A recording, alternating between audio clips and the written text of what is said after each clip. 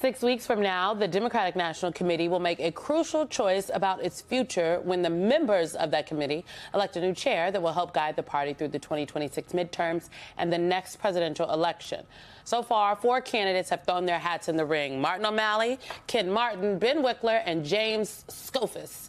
O'Malley was the first candidate to enter the race. The former Maryland governor and one-time presidential candidate has served as the commissioner of the Social Security Administration for the past year. And Martin O'Malley joins us now. Welcome, Governor. Good to see you. Got the Maryland corner going on this holiday weekend. Appreciate you, brother. Merry Christmas, Lieutenant Governor Steele. Good to see you.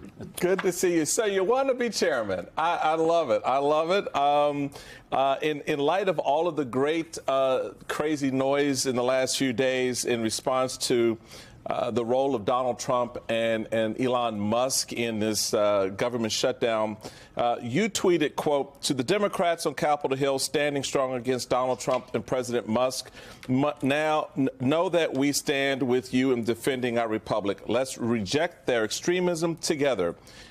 If you are elected chairman, how do you see your role as one of the leaders of the loyal opposition, in addition to the minority leader in the Senate and certainly a minority leader in the House? How do you see moving the Democratic Party to stand in opposition and to begin to dissect for the country exactly what this administration is doing and how Democrats can be a better choice in the upcoming midterm elections? Sure.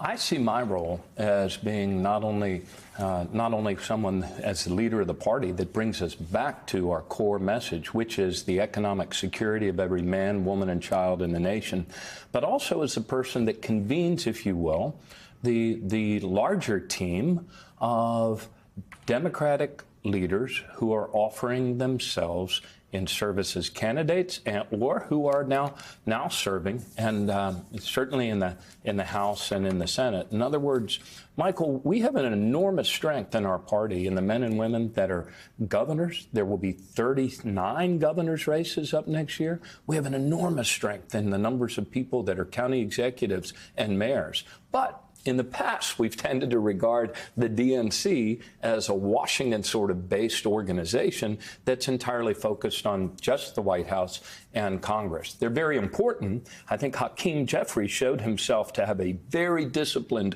caucus. He certainly is on that economic message and pushing back against the Billionaire Boys Club. And my job would be to support all of those entities as they look forward to the elections coming up in the next 2 years. But the key in all of this is come back to what people are concerned about the most, and that is their own families' struggles to make it with inflation and the high cost of living. And you'd be trying to create that sense of focus at a time when there is more chaos than ever coming from the other side. A lot of chaos. Man, chaos is the word of the week, isn't it? I think it may be the word of the next 4 years in response to the role that Trump and Musk. Or at least 2 of them.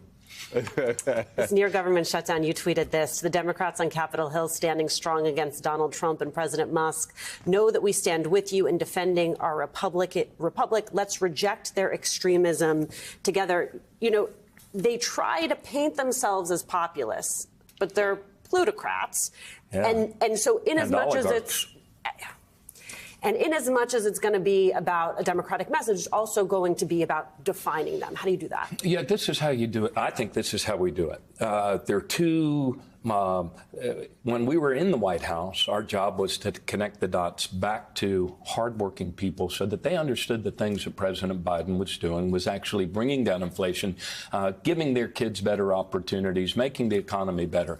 For a number of reasons, we failed to do that as a party. So now, in opposition, we have to make sure we pick our fights always on 2 things. One is the economy. When they make decisions, when President Musk and Donald Trump make decisions that hurt our economy, the tariffs that drive up the price of everything, including food, and wipe out farm communities, we have to connect those dots right back to every family's kitchen table. Second, there will be things that they do that undermine the very foundations of what it means to have a republic.